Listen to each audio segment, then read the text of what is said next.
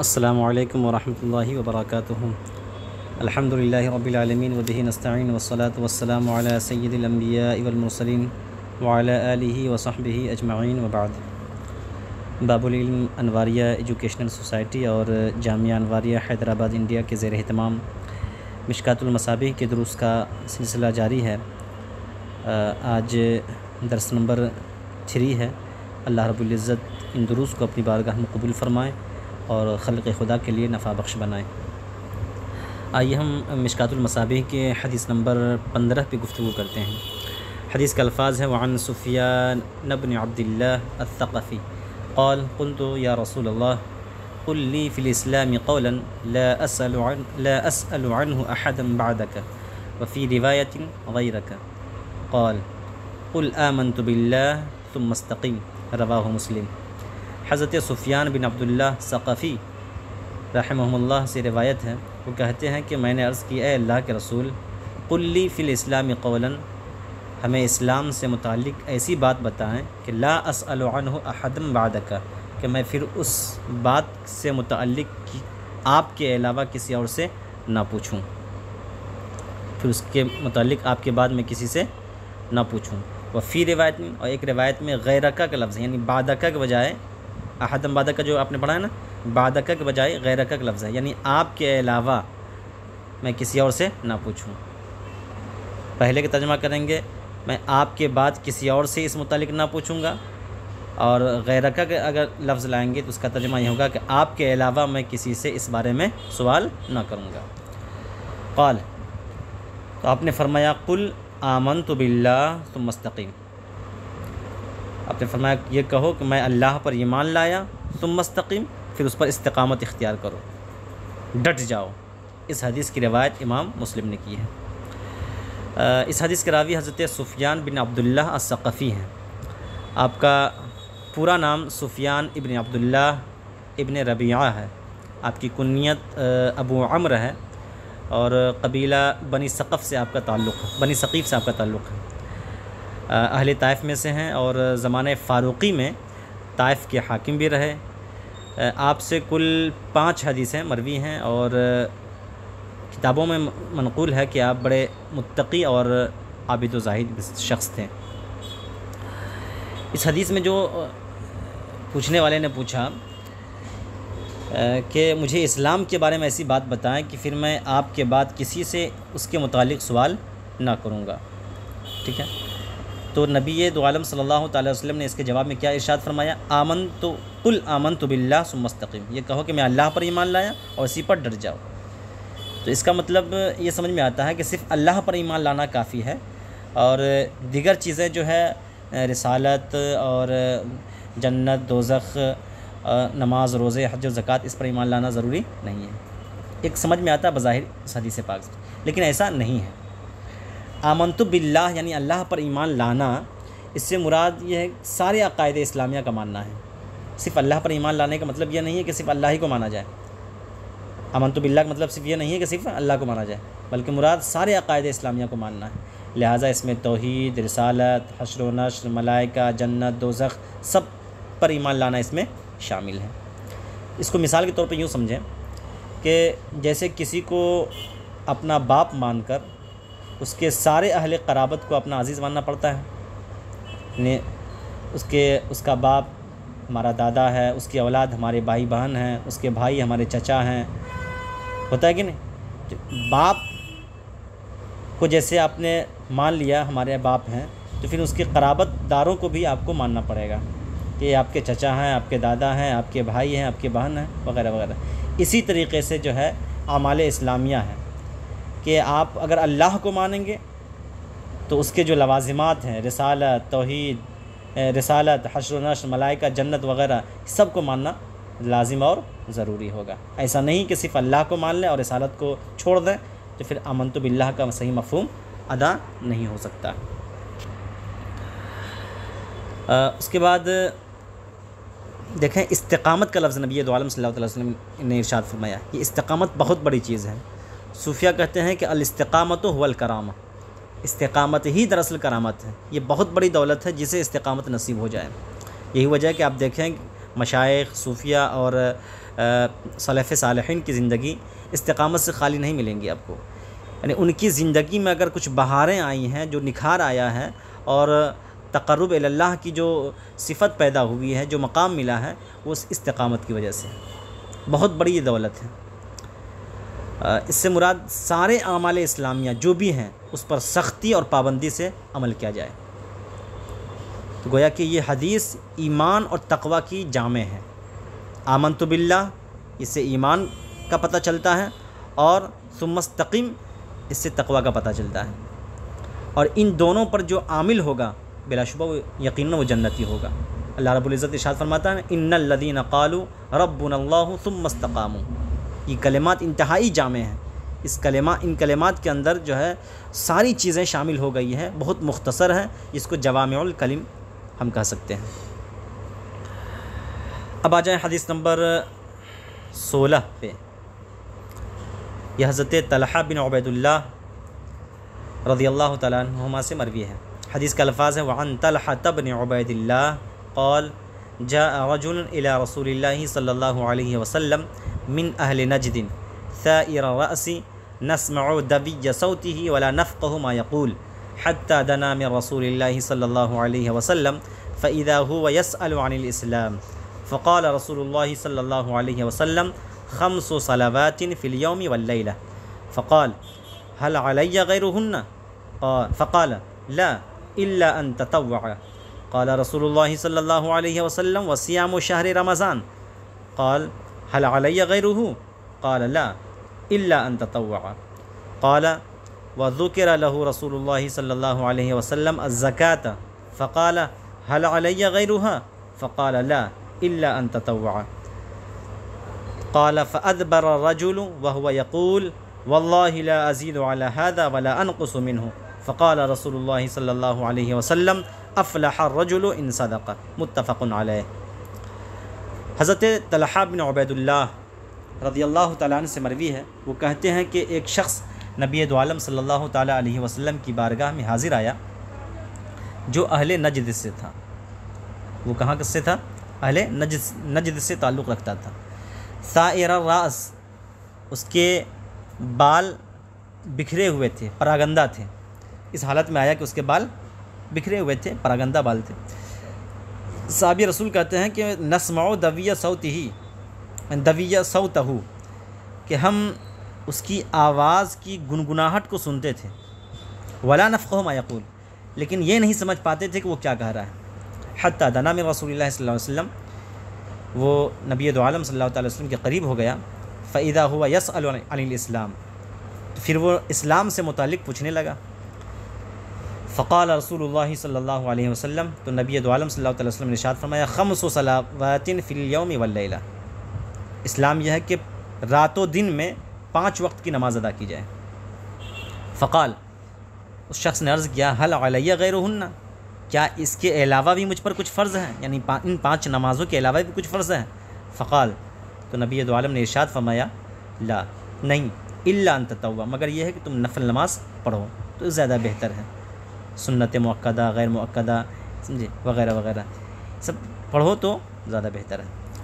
قال رسول اللہ صلی اللہ علیہ وسلم، اور نبی دو عالم صلی اللہ علیہ وسلم نے ارشاد فرمایا وصیام شہر رمضان، اور رمضان کے روزے رکھنا یہ بھی تم پر فرض ہے، یہ بھی ضروری ہے، یہ بھی اسلام کے بنیادی ارکان میں سے ہے. قال، تو اس شخص نے عرض کیا، یعنی جو نجد سے آیا تھا، حل علی غیرہ، کیا اس کے علاوہ بھی مجھ پر کچھ فرض ہیں، یعنی رمضان کے روزے کے علاوہ بھی کچھ فرض ہیں. قال، تو نبی نے فرمایا لا، نہیں، اس کے علاوہ کوئی فرض نہیں ہے. الا ان تطوع، مگر یہ کہ تم نفلی روزے رکھو، یہ تمہارے لیے بہتر ہے. قال، راوی کہتے ہیں وذکر لہ رسول اللہ صلی اللہ علیہ وسلم الزکوٰۃ، کہ اللہ کے رسول صلی اللہ تعالیٰ علیہ وسلم نے اس کے سامنے زکوٰۃ کا بھی تذکرہ فرمایا. فقال، تو اس نجدی شخص نے کہا، جو نجد سے تعلق رکھتا تھا، اس نے کہا حل علی غیرہا، کیا زکوٰۃ کے علاوہ بھی مجھ پر کچھ فرض ہیں. فقال، تو آپ نے فرمایا لا، زکوٰۃ کے علاوہ کچھ فرض نہیں ہے. الا ان تطوع، مگر یہ ہے کہ تم نفلی زکوٰۃ نکالو، صدقات نافلہ وغیرہ نکالو، یہ بہتر ہے تمہارے لیے. قال، راوی کہتے ہیں، یعنی حضرت طلحہ بن عبید اللہ کہتے ہیں فادبر الرجل، جب وہ شخص چلا گیا، فادبر الرجل، تو وہ شخص واپس پلٹا، وہ یقول، اس حالت میں کہ وہ یہ کہہ رہا تھا کہ واللہ لا ازید علی ھذا ولا انقص منہ، بخدا کہ جو باتیں نبی دو عالم صلی اللہ تعالیٰ وسلم نے ہم سے ارشاد فرمائی ہیں کہ میں ان باتوں پر نہ میں کچھ زیادہ کروں گا ولا انقص منہ، اور نہ ہی میں اس سے کچھ کم کروں گا۔ فقال رسول اللہ صلی اللہ علیہ وسلم افلح الرجل ان صدق، تو نبی دو عالم صلی اللہ تعالیٰ علیہ وسلم نے ارشاد فرمایا کہ یہ شخص کامیاب ہو گیا ان صدقہ، اگر یہ اپنی بات میں سچا ہے۔ اب یہاں پہ سمجھنے کی بات یہ ہے کہ آنے والا شخص کیا تھا؟ نجد سے آیا تھا، اور نجد ایک ایسی جگہ ہے کہ جس کے بارے میں نبی دو عالم صلی اللہ تعالیٰ علیہ وسلم سے دعا کرنے کے لیے کہا گیا، تو آپ نے وہاں کے حق میں دعا نہیں فرمائی بلکہ فرمایا ہناک الزلازل والفتن، وہاں سے زلزلے اور فتنے پیدا ہوں گے۔ یہ نجد عرب کا ایک اسٹیٹ ہے، ایک صوبہ ہے جو مکہ معظمہ اور عراق کے درمیان واقع ہے۔ اس سے پہلے آپ صحابی رسول حضرت طلحہ بن عبید اللہ کے بارے میں سماعت کر لیں کہ یہ کون ہیں۔ نام سے تو واضح ہے کہ حضرت طلحہ عبید اللہ کے بیٹے ہیں، آپ کی کنیت ابو محمد ہے اور آپ قرشی ہیں، ابو بکر کے بھتیجے ہیں اور قدیم الاسلام ہیں، یعنی ابتدائی زمانہ ہی میں نے اپنے اسلام کو قبول کیا۔ اور خوبی کی بات یہ ہے کہ تمام غزوات میں آپ حضور صلی اللہ تعالیٰ وسلم کے ساتھ رہیں۔ جنگ احد میں حضور کے لیے باضابطہ آپ ڈھال بنے اور 24 زخم کھائے۔ بتایا جاتا ہے کہ آپ کے جسم مبارک پر کل 75 زخم تھے، 75 زخم تھے جو غزوات میں آپ نے کھائے تھے۔ اور جنگ جمل 36 ہجری میں آپ بصرہ میں شہید ہو گئے، وہیں آپ کا مزار پرانوار ہے جو انتہائی مشہور و معروف ہے۔ یہ صحابی رسول حضرت طلحہ بن عبید اللہ کے بارے میں ہم نے کچھ مختصر احوال بتائے۔ تو نجد کے بارے میں آپ نے سماعت کر لیا کہ نجد کیا ہے۔ تو آنے والا شخص چونکہ نجد سے آیا تھا اور نجد کے بارے میں نبی نے فرمایا تھا کہ وہاں سے زلزلے اور فتنے پیدا ہوں گے، اس لیے جاتے جاتے نبی دو عالم نے ارشاد فرمایا کیا کہ افلح الرجل ان صدقہ، یہ شخص اگر اپنی بات میں سچا ہے تو یہ کامیاب ہے، کیونکہ جانتے تھے کہ نجد کے لوگ کس قسم کے ہوتے ہیں، کس مزاج کے ہوتے ہیں اور کس طرح کے ہوتے ہیں۔ ٹھیک ہے، واللہ اعلم بالصواب۔ اس لیے نبی نے یہ جملہ ارشاد فرمایا، اور ہو سکتا ہے کہ وہ اپنی بات میں مکمل سچے بھی رہے ہوں۔ دونوں پہلو سمجھنا چاہیے، حسن ظن کا پہلو رکھنا چاہیے۔ تو صحابی رسول کیا کہتے ہیں کہ جب وہ نجد کا شخص آیا تو اس کے بال بکھرے ہوئے تھے، پراگندہ تھے، یعنی ایسا لگ رہا تھا کہ اس سے کہیں دور سے سفر کر کے آیا ہے، سفر کے آثار اس پر نمودار تھے۔ نسمع دوی صوتہ، اس کی آواز کی گنگناہٹ کو ہم سنتے تھے، ولا نفقہ ما یقول، لیکن یہ نہیں سمجھ پاتے تھے وہ کیا کہہ رہا ہے۔ ظاہر سی بات ہے کہ جب آدمی تھوڑی سی دوری پہ ہوتا ہے یا پھر دھیرے سے بات کرتا ہے تو آواز تو کچھ آتی ہے لیکن سمجھ نہیں پاتا ہے کہ وہ آواز کس قسم کی ہے اور کس طرح کی باتیں ہو رہی ہیں، ایسا ہوتا ہے۔ صحابی رسول اس گفتگو کے جو ہے کیفیات کو بیان فرما رہے ہیں۔ تو جب وہ نبی دو عالم صلی اللہ علیہ وسلم سے قریب ہو گیا تو اسلام کے بارے میں پوچھا، تو نبی نے اس کا کیا جواب دیا؟ رات و دن میں 5 وقت کی نمازیں پڑھنا۔ دوسرا جواب کیا دیا نبی نے؟ رمضان کے مہینے کا روزہ رکھنا، اور اس کے بعد زکوٰۃ کا تذکرہ فرمایا۔ تو 3 چیزیں آپ نے فرمائی، نماز، اس کے بعد رمضان کے روزے اور زکوٰۃ۔ حج کے بارے میں آپ نے نہیں فرمایا، اور سب سے بڑی چیز یہ ہے کہ کلمہ شہادت کے بارے میں آپ نے نہیں فرمایا۔ تو کلمہ شہادت کے بارے میں نہ بتانا اس وجہ سے تھا کہ نبی دو عالم صلی اللہ علیہ وسلم کو پتہ تھا کہ یہ شخص مسلمان ہے، اور اس لیے جو ہے کلمہ شہادت کے بارے میں آپ نے ارشاد نہ فرمایا۔ اب مسلمان ہونے کے بعد جو چیزیں ایک مسلمان کے لیے ضروری ہوا کرتی ہیں، جس پر عمل کرنا اس کے لیے لازم ہوا کرتا ہے، ان چیزوں کے بارے میں نبی نے ارشاد فرمایا۔ زکوٰۃ کا حج کا تذکرہ نبی نے نہیں فرمایا۔ اس کی وجہ یہ ہے کہ ہو سکتا ہے کہ اس وقت حج کی فرضیت کا حکم نازل نہ ہوا ہو، حج کی فرضیت کا حکم نازل ہونے سے پہلے کی یہ حدیث ہو، اس لیے نبی نے جملہ ارشاد نہ فرمایا۔ اس کے بعد یہ کہ اس شخص کا یہ کہنا کہ واللہ لا ازید علی ھذا ولا انقص منہ، کہ بخدا میں اس سے نہ زیادہ کروں گا اور نہ ہی کم کروں گا۔ ٹھیک ہے، تو یہ اس چیز کو بتاتا ہے کہ وہ شخص صرف 5 وقت کی نماز پڑھیں، اس کے علاوہ جو عیدین وغیرہ کی نمازیں ہیں اور دیگر وطر وغیرہ ہیں وہ نہ بھی ادا کرے تو کافی ہے، ایسا نہیں ہے۔ ان 5 نمازوں کے سوا جو اور نماز ہیں وہ اسلام میں فرض نہیں ہے، عیدین، وطر وغیرہ، سمجھے، اور نماز جمعہ یہ ظہر کے قائم مقام ہے، تو وطر ہے، عیدین وغیرہ ہے، یہ سب فرض نہیں ہے۔ لہٰذا جو نبی نے فرمایا نا یہ 5 نمازیں، یہ صرف 5 نمازیں ہی شامل ہیں، دیگر نمازیں اس میں شامل نہیں ہیں، مگر یہ الا ان تطوع کا لفظ جو آیا ہے اس میں، اس سے دیگر نمازیں بھی شامل ہو جاتی ہیں، عیدین کی نمازیں، وطر کی نمازیں سب جو ہے نفل کے زمرے میں آ جائیں گی۔ اچھا، نفل کا مطلب کیا ہے؟ نفل کا لغوی معنی یہ ہوتا ہے کہ جو فرض پر زائد ہو اس کو نفل کہا جاتا ہے، جیسے قرآن میں ہے نا فتہجد بہ نافلۃ لک، تو لہٰذا الا ان تطوع کے لفظ میں جو ہے وطر، عیدین وغیرہ سب کے سب کیا ہو جائیں گے؟ شامل ہو جائیں گے۔ اب آ جائیے کہ واللہ لا ازید علی ھذا ولا انقص منہ، نہ میں اس پہ زیادہ کروں گا نہ ہی کچھ کم کروں گا۔ کیا مطلب؟ اس کا مطلب یہ بھی ہو سکتا ہے کہ جو آپ نے ہمیں بتایا ہے ان باتوں کو میں دوسری قوم تک پہنچانے میں کمی اور بیشی سے کام نہیں لوں گا، یعنی جتنے الفاظ آپ نے ہمیں ادا کیے ہیں، جن باتوں کی آپ نے تاکید ہمیں فرمائی ہے، انہی باتوں کی تاکید میں دیگر احباب سے کروں گا، دیگر جاننے والوں سے کروں گا، نہ میں اس میں کچھ کمی کروں گا اور نہ ہی کچھ بیشی کروں گا۔ اس سے یہ بھی سمجھ میں آتا ہے کہ تبلیغ کے لیے بہتر یہ ہے کہ آدمی جو سنے بلا کم و کاست اس کو بیان کر دے، یعنی جو کچھ بھی اس کے معلومات میں ہے، اس کے ذہن میں ہے، اس کو سنے اور اس کو جو ہے بغیر کم و کاست کے بیان کر دیں۔ جب کسی کے حوالے سے بیان کرے، تبلیغاً جب کسی کے حوالے سے وہ بیان کرے تو اس سے جو باتیں اس نے سن رکھی ہیں بلا کم و کاست وہ باتیں بیان کرے، حذف و اضافہ نہ کرے، تو یہ زیادہ بہتر ہے۔ اب آ جائیں حدیث نمبر 17۔ یہ حضرت ابن عباس رضی اللہ تعالیٰ عنہ سے مروی ہے۔ حدیث کے الفاظ ہیں وعن ابن عباس رضی اللہ عنہما قال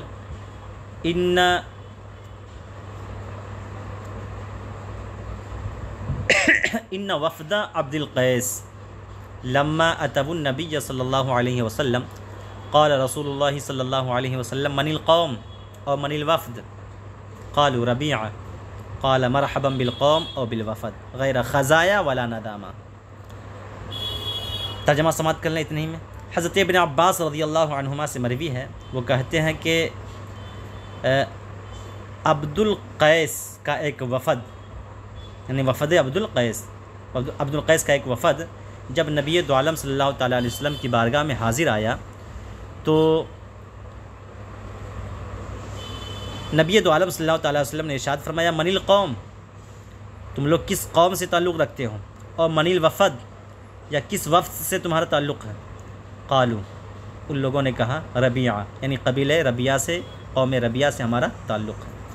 قال، نبی دو عالم صلی اللہ تعالیٰ علیہ وسلم نے ارشاد فرمایا مرحبا بالقوم او بالوفد، یہ من القوم او من الوفد جو ہے نا یہ شک کے راوی ہے، یعنی نبی دو عالم نے من القوم کا لفظ ارشاد فرمایا تھا یا من الوفد کا لفظ ارشاد فرمایا تھا، اس شک کے راوی کی وجہ سے دونوں الفاظ یہاں پہ رکھ دیے گئے ہیں، من القوم فرمایا تھا یا من الوفد فرمایا تھا۔ تو جب ان لوگوں نے کہا کہ ہم قبیل ربیعہ سے تعلق رکھتے ہیں، قال، تو نبی نے فرمایا مرحبا بالقوم او بالوفد، آنے والے قوم یا آنے والے وفد کے لیے ترحیب ہے، مرحبا ہے، خوش آمدید ہے، غیر خزایا ولا ندامہ۔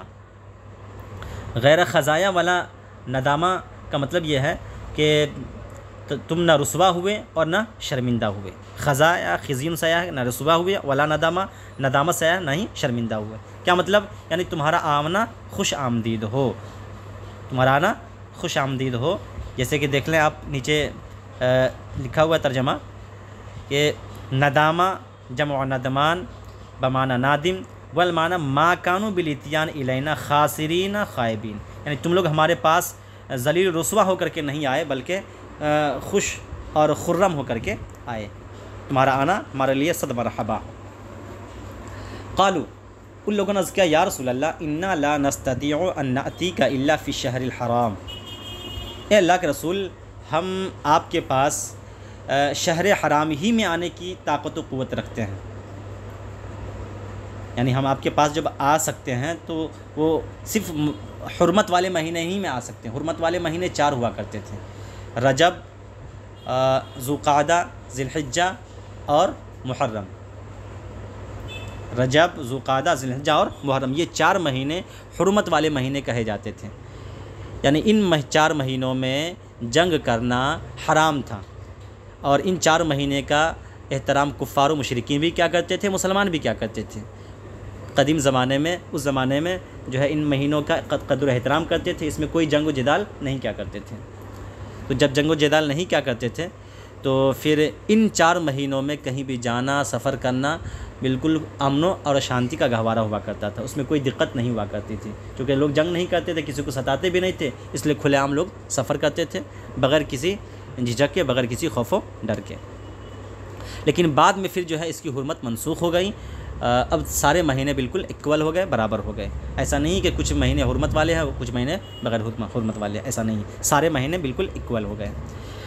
تو انہوں نے کیا کہا کہ ہم آپ کے پاس حرمت والے مہینے ہی میں آنے کی استطاعت رکھتے ہیں، اس لیے کہ وبیننا وبینک ھذا الحی من کفار مضر، اس لیے کہ ہمارے اور آپ کے درمیان کفار مضر کا ایک قبیلہ آباد ہے، تو ہم آپ کے درمیان اگر آئیں گے تو ظاہر سی بات یہ کفار قبیلہ مضر کے کفار کا نہیں، کفار مضر نہیں مضلہ، ہمارے اور آپ کے درمیان قبیلہ مضر کے کفار کا یہ قبیلہ آباد ہے۔ یہ ان لوگوں نے یہ جملہ اس وجہ سے کہا کہ ہم جب آپ کے پاس حرمت والے مہینے کے علاوہ مہینوں میں آئیں گے تو ہمیں اندیشہ ہے، خوف ہے، ڈر ہے، یہ قبیلہ مضر کے کفار ہمیں تکلیف نہ پہنچائیں، اذیت نہ پہنچائیں، اسی وجہ سے ہم آپ کے پاس اگر آنے کی طاقت و قوت رکھتے ہیں تو صرف حرمت والے مہینے میں، ادر مہینے میں اگر ہم آئیں گے تو ہمیں خوف ہے کہ کہیں یہ لوگ ہمیں اذیت نہ پہنچائیں، تکلیف نہ پہنچائیں۔ فمرنا بامر فصل، تو ان لوگوں نے کہا اے اللہ کے رسول ہمیں بالکل ایک واضح اور فیصلہ کن حکم فرمائیں، ہمیں واضح اور فیصلہ کن ارشاد فرمائیں، نخبر به من ورائنا، کہ جس کی خبر ہم اپنے بعد والوں کو دے دیں، ان لوگوں کو دے دیں جو آپ تک نہیں پہنچے، جو ہم سے پیچھے ہیں۔ نخبر به من ورائنا، جو فیصلہ کن خبر ہم اپنے بعد والوں کو پہنچا دیں، وندخل به الجنہ، اور جس کی وجہ سے ہم جنت کے سزاوار ہو جائیں، جنت میں داخل ہو جائیں۔ وسألوه عن الاشربہ، اور ان لوگوں نے آپ سے شراب کے متعلق بھی دریافت فرمایا، فأمرهم بأربع ونهاهم عن أربع، تو نبی دو عالم صلی اللہ تعالیٰ علیہ وسلم نے انہیں 4 چیزوں کا حکم دیا اور 4 چیزوں سے منع فرمایا۔ 4 چیزیں کیا ہیں؟ امرهم باللہ وحدہ، انہیں اللہ وحدہ پر ایمان لانے کا حکم دیا۔ قال، آپ نے فرمایا اتدرون ما الایمان باللہ وحدہ، کیا تم اللہ وحدہ پر ایمان لانے کا مطلب سمجھتے ہو، یعنی ایک اللہ پر ایمان لانے کا معنی جانتے ہو؟ قالوا، ان لوگوں نے کہا اللہ ورسولہ عالم، اللہ اس کے رسول بہتر جانتے ہیں۔ قال، تب آپ نے فرمایا شہادت ان لا الہ الا اللہ وان محمد رسول اللہ، اللہ وحدہ پر ایمان لانے کا مطلب یہ ہے کہ اس بات کی شہادت دو کہ اللہ کے سوا کوئی معبود نہیں اور محمد صلی اللہ تعالیٰ علیہ وسلم اللہ کے رسول ہیں۔ یہ پہلی چیز ہوئی نا 4 چیزوں میں جس کا حکم دیا۔ دوسرا حکم کیا ہے؟ وَإِقَامُ الصَّلَاةِ، اور نماز قائم کرنا، وَإِيتَاءُ الزَّكَاةِ، زکوٰۃ ادا کرنا، وَصِيَامُ رمضان، اور رمضان کے روزے رکھنا، وَأَن تُعْطُوا مِنَ الْمُغْنِمِ الْخُمُسَ، اور مال غنیمت میں سے خمس ادا کرنا، یعنی 5واں حصہ ادا کرنا، جو بھی تمہیں ملے اس کے 5 حصے کرنا، ان میں سے 5واں حصہ جو ہے نکال دینا۔ اب یہاں پر دیکھیں کہ کل کتنی چیزیں ہو گئیں جس کا نبی نے حکم دیا۔ پہلی چیز کلمہ شہادت، دوسری نماز قائم کرنا، تیسری زکوٰۃ ادا کرنا، اور چوتھی رمضان کے روزے رکھنا۔ 5ویں چیز کیا ہو گئی کہ مال غنیمت میں سے خمس نکالنا۔ کہا گیا کہ 4 چیزوں کا نبی نے حکم دیا، یہاں تو 5 چیزیں ہو گئیں۔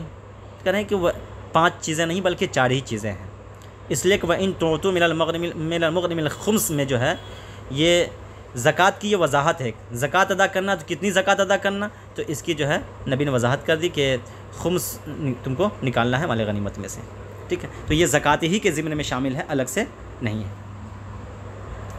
ان 4 چیزوں کا نبی نے حکم دیا، اور 4 چیزیں جن سے منع فرمایا، وہ 4 چیزیں کیا ہیں؟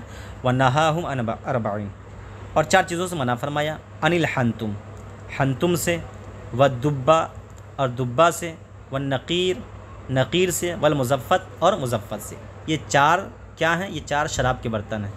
میں اس کی وضاحت کر رہا ہوں کہ حنتم کہتے ہیں ایک گھڑے کو جس میں وہ لوگ شراب رکھا کرتے تھے اس زمانے میں۔ ایک خاص قسم کا گھڑا ہوتا تھا جس میں وہ لوگ شراب رکھتے تھے، پھر اس سے پیا کرتے تھے، اس کا نام حنتم تھا، حنتم، ٹھیک ہے؟ حنتم۔ دبا کہتے ہیں کدو کے برتن کو، یعنی کدو کے بیج سے نکال دیا جائے اور پھر جو کھوکھلا رہ جاتا ہے، ایک خلا جو پیدا ہو جاتا ہے، اس میں وہ لوگ بھی شراب رکھا کرتے تھے اور اس سے شراب پیا کرتے تھے۔ تو یہ کدو کا ایک برتن ہوا کرتا تھا، ٹھیک ہے؟ تو اس سے بھی نبی دو عالم نے منع فرمایا۔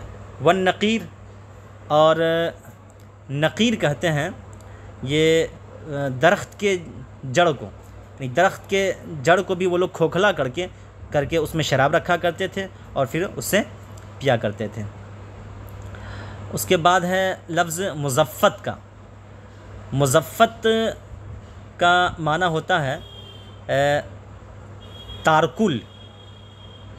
ایک تارکل جو خاص قسم کا ایک پھل ہوتا ہے، آپ لوگ جانتے ہوں گے، اس کو بھی وہ یہ لوگ کھوکھلا کر کے اس میں شراب رکھا کرتے تھے، اس کو پیا کرتے تھے۔ تو گویا یہ 4 جو ہے، حنتم، دبا، نقیر اور مزفت، یہ 4 شراب کے خاص قسم کے برتن ہیں جس میں یہ لوگ شراب رکھا کرتے تھے اور اس سے شراب پیا کرتے تھے۔ تو نبی دو عالم صلی اللہ تعالیٰ علیہ وسلم نے انہیں ان 4 قسم کے برتنوں سے منع فرمایا کہ اس کو بالکل لیا استعمال نہیں کرنا ہے، نہ کھانے کے لیے، نہ پینے کے لیے، نہ کسی بھی کام کے لیے۔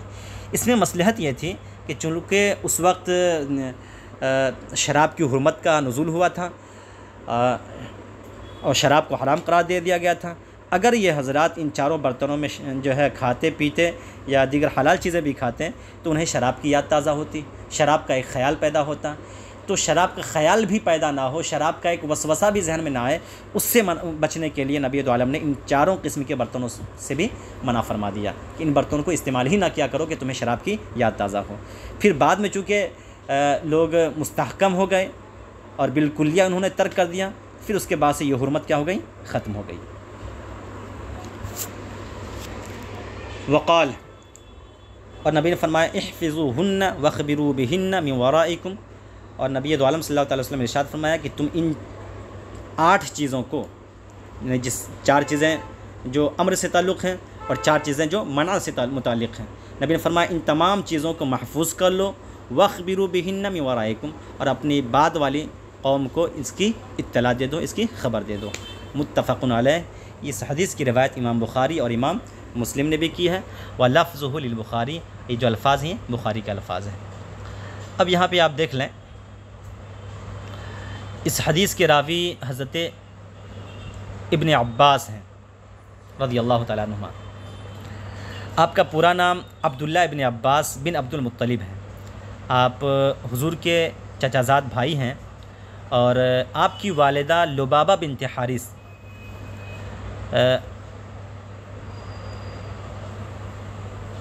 ہیں، ٹھیک ہے؟ اور آپ ہجرت سے 3 سال پہلے پیدا ہوئے، حضرت عبداللہ بن عباس۔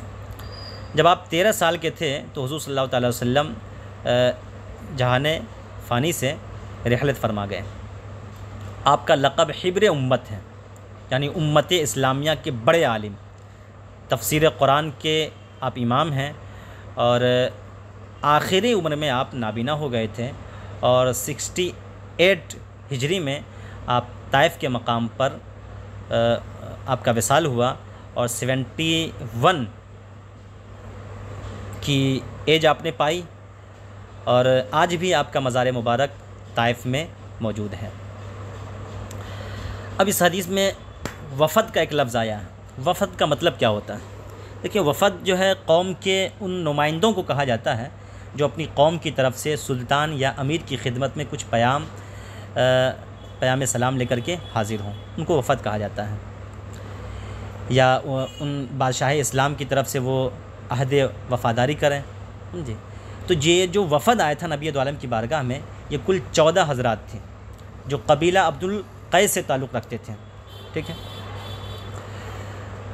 تو یہ لوگ اسلام لے آئے تھے لیکن احکام اسلام معلوم نہیں تھے، تو یہ نبی کریم صلی اللہ تعالی وسلم کی بارگاہ میں حاضر ہوئے تاکہ اسلام کے احکام کو معلوم کیا جائے، ٹھیک ہے۔ یہ قبیلہ بحرین، قطیف وغیرہ بستیوں میں آباد تھا اس زمانے میں۔ عبد القیس چونکہ ان کے جد کا نام تھا، جس کی وجہ سے اس وفد کا نام وفد عبد القیس کہا گیا۔ جو ہے وفد عبد القیس کا جو یہ سلسلہ نسب ہے نا، یہ ربیعہ ابن نزار ابن معد ابن عدنان تک پہنچتا ہے، اس لیے اس قبیلہ کو عبد القیس بھی کہتے ہیں اور قبیلہ ربیعہ بھی کہتے ہیں۔ چونکہ آپ نے دیکھا نا، وفد عبد القیس آیا، پھر اس کے بعد ان لوگوں سے جب پوچھا گیا کہ کون سا وفد ہے، انہوں نے کیا کہا؟ ربیعہ۔ تو وفد عبد القیس کا سلسلہ نسب جو ہے ربیعہ تک پہنچتا ہے، اس لیے اس کو جو ہے قبیلہ عبد القیس بھی کہا جاتا ہے اور قبیلہ ربیعہ بھی کہا جاتا ہے۔ اب آ جائیے کہ یہاں پر ان لوگوں نے شراب کے متعلق پوچھا تھا، ہے نا، نبی عالم صلی اللہ علیہ وسلم سے، تو آپ نے فرمایا کہ ان شراب کے برتنوں کو بھی استعمال نہ کرو، اسی کو سد ذرائع کہا جاتا ہے شریعت اسلامیہ میں، کہ اس کا مطلب یہ ہے کہ کچھ چیزیں جو اصلاً حرام نہیں ہوتی ہیں لیکن پھر بھی اس کو جو ہے اس پر منع وارد کر دیا جاتا ہے تاکہ انسان وہاں تک پہنچے ہی نہیں۔ جیسے فار ایگزامپل عورت کی آواز کا سننا یا عورت سے بات چیت کرنا غیر محرم سے، یہ اصلاً حرام تو نہیں ہے لیکن پھر بھی اس کو منع کیا گیا، کیوں؟ تاکہ یہ ایک ذریعہ اور وسیلہ نہ بن جائے ارتکاب حرام کا، ٹھیک ہے۔